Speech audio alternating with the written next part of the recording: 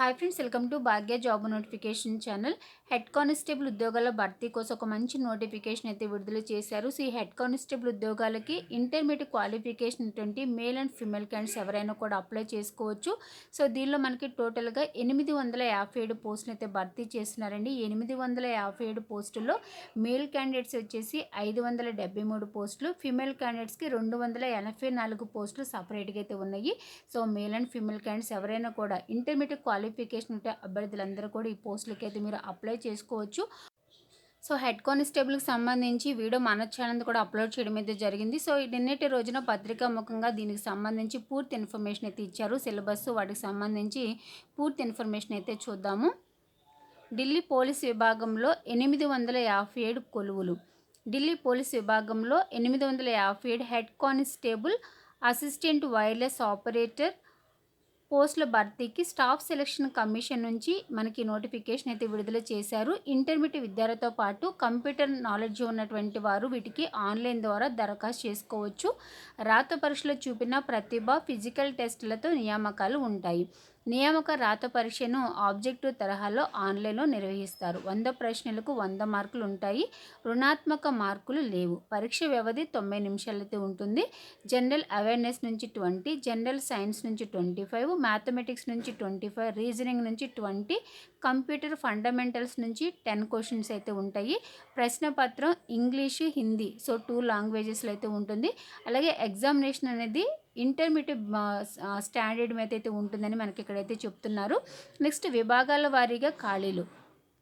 So male క్యాండిడేట్స్కి అయితే కనుక అన్రిజర్వ్డ్ కేటగిరీలో చూస్తే 213, ఈడబ్ల్యూఎస్ కేటగిరీలో 58, ఓబీసీ కేటగిరీలో 128, ఎస్సీ కేటగిరీలో 106, ఎస్టీ కేటగిరీలో 68, టోటల్గా 573 పోస్టులు అయితే మేల్ క్యాండిడేట్స్లో అయితే ఉన్నాయి. అలాగే ఫిమేల్ క్యాండిడేట్స్లో చూస్తే కనుక అన్రిజర్వ్డ్ కేటగిరీలో 107, ఈడబ్ల్యూఎస్ కేటగిరీలో 29, ఓబీసీ కేటగిరీలో 63, ఎస్సీ కేటగిరీలో 52, ఎస్టీ కేటగిరీలో 33, టోటల్గా 284 పోస్టులు అయితే ఉన్నాయి. మేల్ క్యాండిడేట్స్లో 573, ఫిమేల్ క్యాండిడేట్స్కి 284, టోటల్గా 857 పోస్టులు అయితే ఉన్నాయి.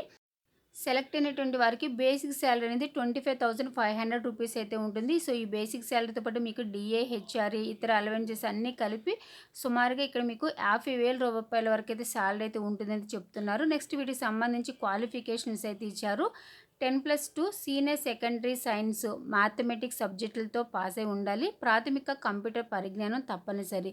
ఇంగ్లీష్ వర్డ్ ప్రాసెసింగ్లో భాగంగా 15 నిమిషాల్లో 1000కి డిప్రెషన్స్ ఇవ్వగలగలనైతే చెప్తున్నారు. నెక్స్ట్ ఏజ్ లిమిట్ చూస్తే కనుక జూలై 1, 2022 నాటికి 18 నుంచి 27 సంవత్సరాల మధ్య ఉన్నటువంటి అభ్యర్థులు అప్లై చేసుకోవచ్చు. అలాగే ఎస్సీ, ఎస్టీలకు గరిష్ట వయసులో 5 ఏళ్ళు, ఓబీసీలకు 3 ఏళ్ళు సడలింపు అయితే వర్తిస్తుంది.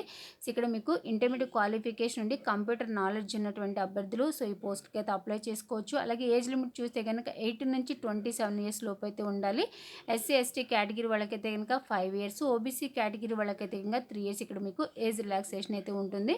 నెక్స్ట్ ఇక ఫీజు డీటెయిల్ చూస్తే కనుక మహిళలు, SC, ST, ex service men అభ్యర్థులు ఫీజు చెల్లించాల్సిన అవసరం అయితే లేదు. మిగిలిన వాళ్ళకి కేవలం 100 రూపాయలు ఫీజు మీరు ఇక్కడ చెల్లించాలైతే క్లియర్గా అయితే చెప్తున్నారు.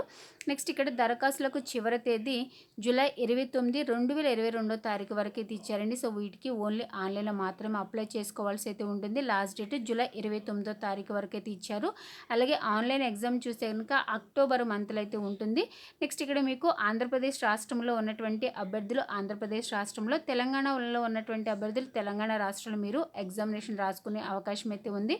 ఆంధ్రప్రదేశ్ రాష్ట్రంలో చూస్తే కనుక చీరాల, గుంటూరు, కాకినాడ, కర్నూలు, నెల్లూరు, రాజమండ్రి, తిరుపతి, విజయవాడ, విశాఖపట్నం ఈ ప్లేసుల్లో అయితే ఉంటుంది.